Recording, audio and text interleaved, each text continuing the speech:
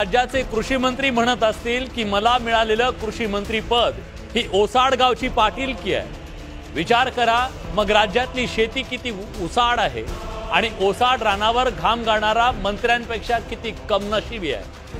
अशा वेळी ज्यांना स्वतःला उरपायला मलाईदार खाता हवाय ते शेतकऱ्यांच्या ताटात काही वाढतील ही अंधश्रद्धा आहे। तरीही बच्चू कडू नावाचा माणूस शेतकऱ्यांसाठी धडका देतोय। दगडावर व्यवस्था नावाच्या गेली 4 दिवस त्यांनी अन्नत्याग केलाय अन्नदात्यासाठी। निवडणुकीच्या आधी शेतकऱ्यांना दिलेलं कर्जमाफीचं आश्वासन पूर्ण करा अशी मागणी ते करतायत। कारण राज्यातला शेतकरी आज अभूतपूर्व अशा संकटात आहे। कधी ओला कधी कोरडा, कुठला तरी दुष्काळ त्याच्या वाट्याला आहे। ते नाही तर गारपीट अतिवृष्टी ठरलेली आहे। निसर्गाच्या कोपातून काही वाचलंच तर त्याला व्यवस्थेचा शाप आहे।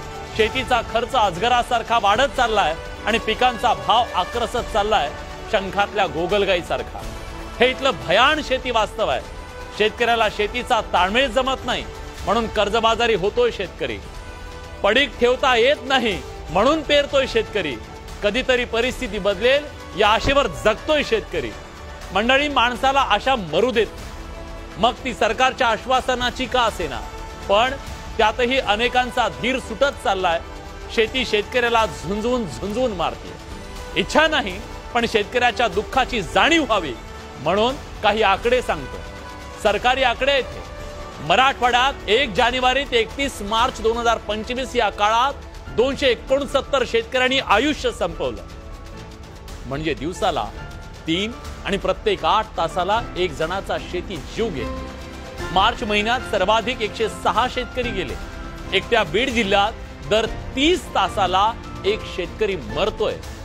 1 जानेवारी ते 31 डिसेंबर 2024 या काळात महाराष्ट्रात 2706 शेतकऱ्यांनी स्वतःला संपवलंय।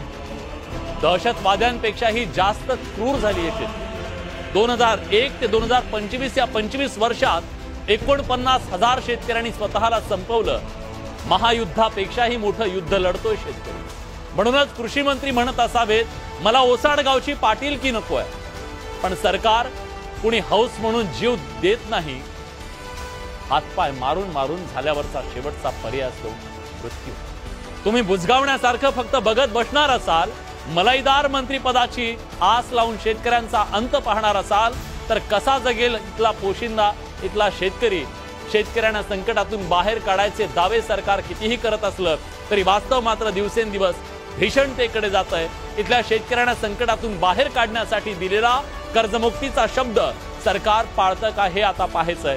पण आज बच्चू कडूंच्या या आंदोलनाच्या नंतर ही चर्चा पुन्हा सुरू झाली आहे। सांगा सरकार कधी करताय कर्जमुक्ती?